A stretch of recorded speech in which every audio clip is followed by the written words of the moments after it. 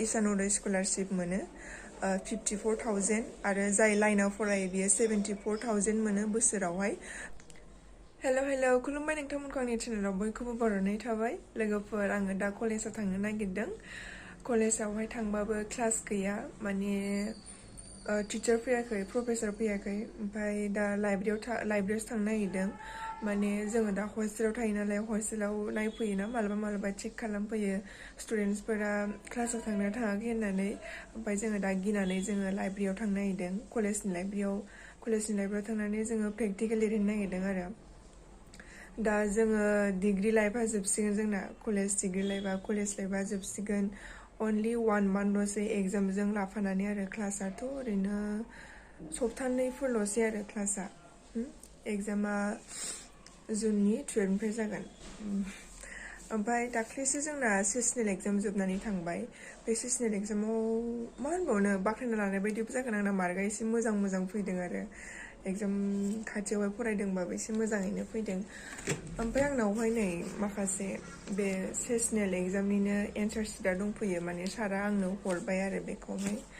मार्कखौ थिखांनानै लाबाय गावसोरो, ओमफ्राय आंनो हरबाय। आं दा बेसेबां मोनदों बेखौ नोंथांमोननो खोन्थागोन दे। माने लास्ट सेमिस्टार ना, बेनिखायनोसो खोन्थानो नागिरदों दे आङो। लास्ट सेमिस्टारनिखायसो। बेयावहाय लोगोफोरनिबो दङ, गासिनिबो दङ, आं गासिनोबो खोन्थाजोबा।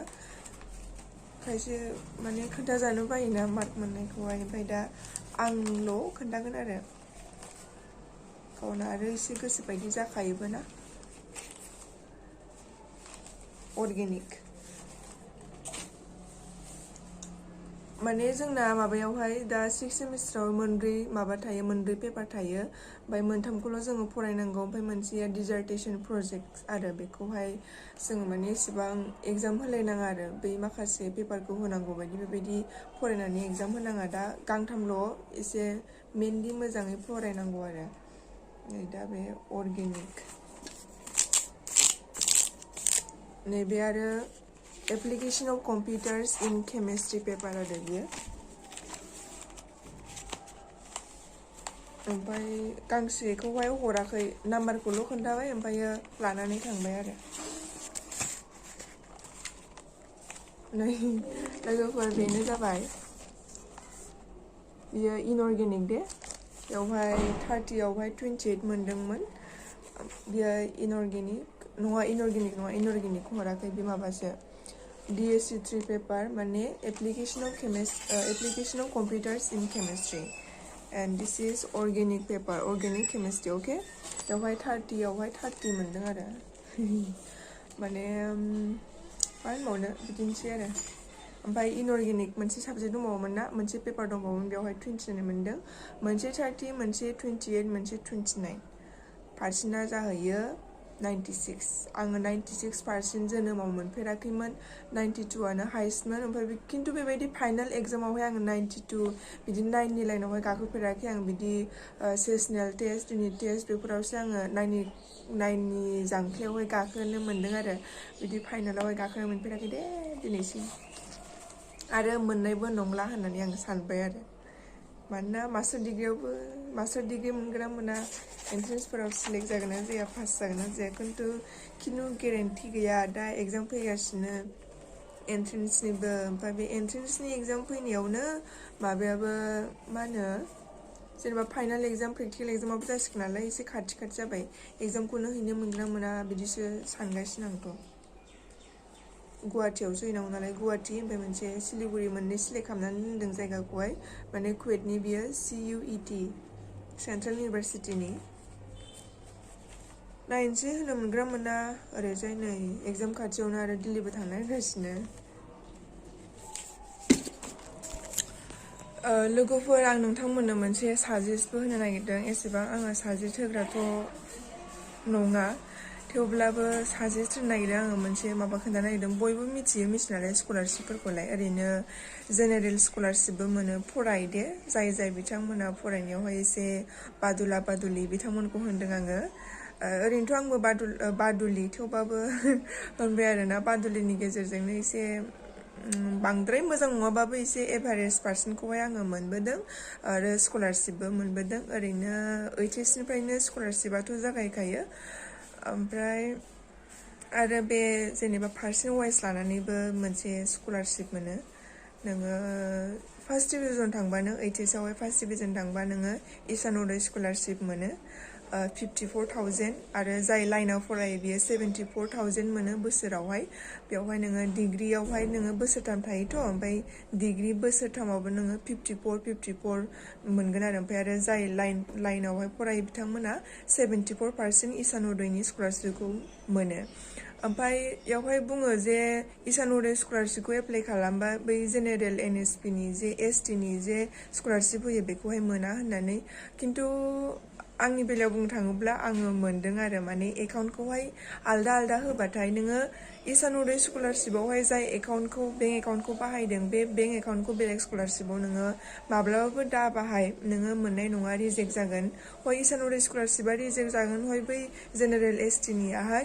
रिजेक्ट जागोन आरो खिन्थु बेबो मोनसे जे बिसोरो गासिखौबो नायबिजिरजोबोब्ला बे स्कलारशिपखौ मोना आरो खिन्थु नायबिजिराब्ला मोनो मानोना दा आंबो मोनदों आंबो ईशानोदय स्कलारशिपखौ मोनदों 54,000 आं बेखौ गासिनोबो बुंजोब्बाय माने आं एसे सिक्रेटावसो दोनदोंमोन गासिनोबो खोन्थाजोबाखैमोन आङो बे ईशानोदय स्कलारशिप मोननायखौहाय ओमफ्राय दा फैसाबो बाहायजोब्बाय नालाय ओमफ्राय दा आङो एसे लाजियो आरो फैसा बाहायजोबनायखाय माने मोजां खामानियाव बाहायासै बिदिनो जानला मोनला बायदिसिना बायनायावसो बाहायलाजोब्बाय ओमफ्राय ईशानोदय स्कलारशिपखौबो मोनदों लोगोसे बे जेनेरेल ST निखौबो माने जेनेरेल स्कलारशिप होनबाय आं बेखौहाय बे ST स्कलारशिपखौबो आङो मोनदों आरोना ओमफ्राय 54 आङो बोसोरथाम मोनगौमोन बोसोरसे मोनबाय ओमफ्राय बोसोरसेयावहाय लकडाउन जाबाय बेवहाय बिसोरो एप्लाइ खालामनो माबाखौ हगारनानै होआखै ओमफ्राय दा लास्ट इयारावहाय मोनगोन ना मोना नायनोसै बेवहायबो मोनगौमोन मानोना सिगां मोनखानाय नालाय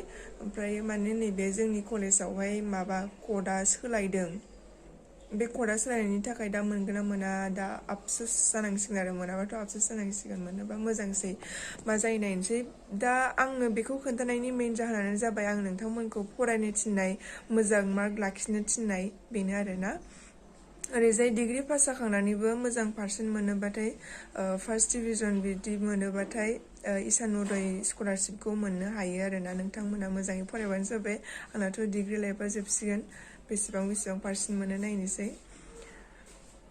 मेक्सिमाम नोङो जेनेबा HS आवहाय नोङो 70 मोनोबा 70% मोनोब्ला नोङो ईशानोदय स्कलारशिपखौहाय नोङो एप्लाइ खालामथारखानांगौ नोङो 70% मोनोबाथाय नोङो मोनखागोन नोङो सिलेक्ट जाखागोन ईशानोदय स्कलारशिप मोननायावहाय माने बेवहायथ' ईशानोदय स्कलारशिपखौ फार्स्ट डिभिजन मोनबानो एप्लाइ खालामनो हायो खिन्थु गासिबो मोनजोबा बेवहाय 10,000 अनलि 10,000 स्टुडेन्टसफोरनोल' बेखौहाय हरो आरो बे ईशानोदय स्कलारशिपखौ ओमफ्राय बेनो ओमफ्राय फार्स्ट डिभिजन मोनबानो बेखौहाय एप्लाइ खालामनो हायो नोंथांमोनाथ' निउसावहाय नुखागौ दा आं मोननाय एक्सपिरियेन्सखौ खोन्थाबाय आरो आङोथ' माबा HS आवहाय 77% मोनदोंमोन बेनिखायनो 70नि ओरैजाय गोजौ नालाय बेनिखायनो आङो ईशानोदय स्कलारशिपखौ मोनदों आरो ओमफ्राय खायसे मोनाखै जाय 16 लाइनाव दङ बिसोरो सोरबा मोनदों सोरबा मोनाखै बेबायदि जायो आरो ओंखायनो आं नोंथांमोनखौहाय साजेस्ट खालामबाय मोजां फराय होननानै जेबोथ' आङो टिप्स होनो हाया जायखिजाया मोजां फरायल' होनो हायो आरो बेनो दा अब्ला आङो थांनोसै लाइब्रेरियावहाय दे कलेज लाइब्रेरि माखासे लेखा लांफानांगौबो दं लाइब्रेरिनिफ्राय लेखा लाबोदोंमोन आङो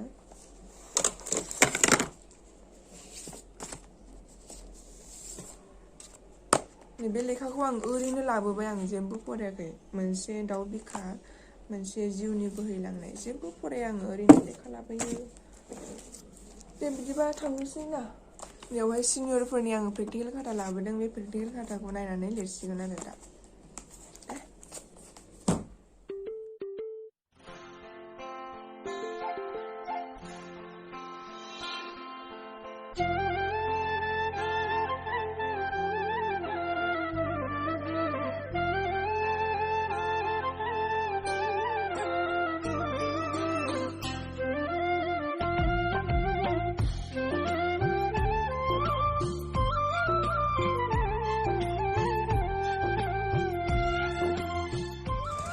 लोगोफोर आं कलेजनिफ्राय दिनै इउनिभारसिटियावबो एसे फिसा खामानि दङ बेयाव फैदों आङो ओमफ्राय आङो दिनैसो फार्स्ट टाइम बे एडमिनिस्ट्रेटिभ बड'लेण्ड इउनिभारसिटिनि बेवहाय हाबगोन आरो नैबेनो बड'लेण्ड इउनिभारसिटिनि एडमिनिस्ट्रेटिभ बिल्डिंआ खामानिखौ खोन्थाथ'ला आङो मोनसे फिसा खामानि दङ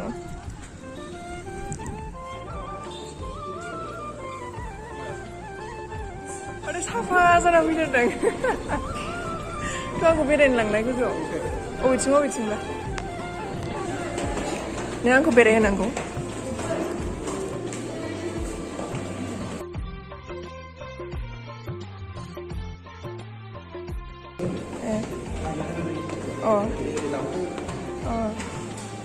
इदिसो आरोना रेजिस्टार ब्रान्च माबा डक्टर सुबुं सारा इयावनो थायो नामा गोजौनिफ्राय बेबायदिनो हरो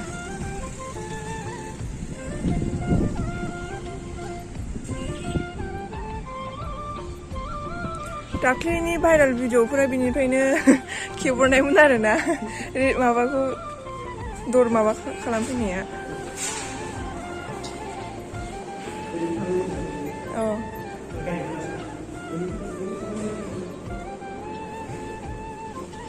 Register branch, establishment branch.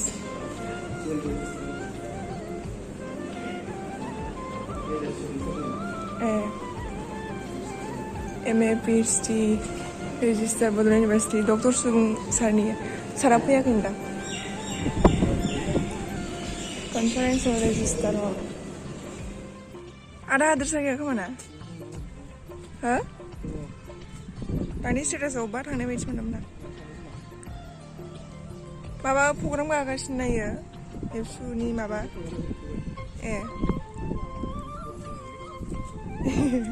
आदायाबो दिनै फैफेरदों माबा ओंखारफिननोसै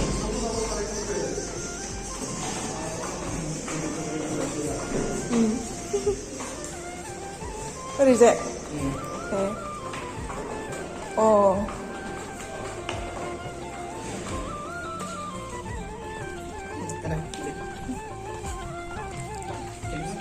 केमिस्ट्रि डिपार्टमेन्ट आङो दाबो नुफेराखै इमान फैबाबो